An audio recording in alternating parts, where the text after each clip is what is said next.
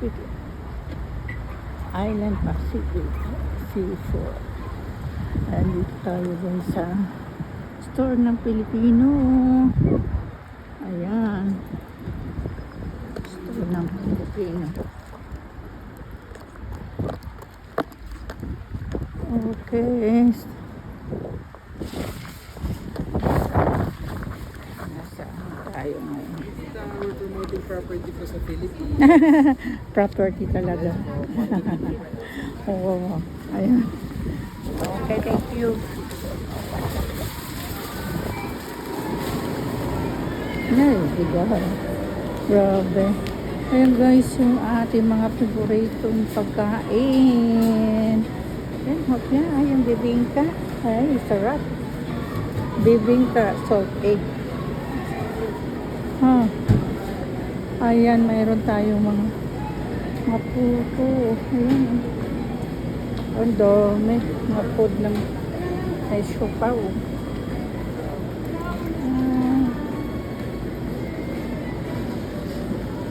Ayan, dito tayo ngayon sa sa Pilipino kusina.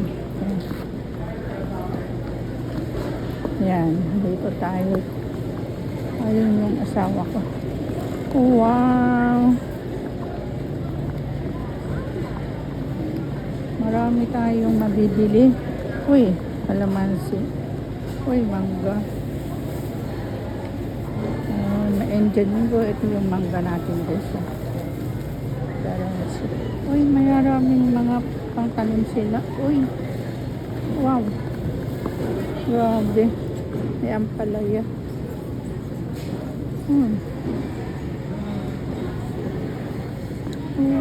Okay. What's that? Talbos. Mayroon tayong kangkong. This is kangkong. Ayun. Magkano siya? Oh my gosh. $3. Kangkong. Ito naman talbos. Ayun guys. Talbos. How much siya? $4. Talbos. Oh my gosh. Uy, may langka. Ayan. May nyug. May pinya. Ayan, ang daming. Ito yung store ng mga Pilipino. Ayan. Ayan, mayroon tayong balinghoy. Kasaba. Kasaba. Ang balinghoy. Ayan, may papaya. Wash my honey. Agoy. Ang dami mabibili guys. So, patula. How much? So, 99 cents lang. Dito naman. Oh. How much talong?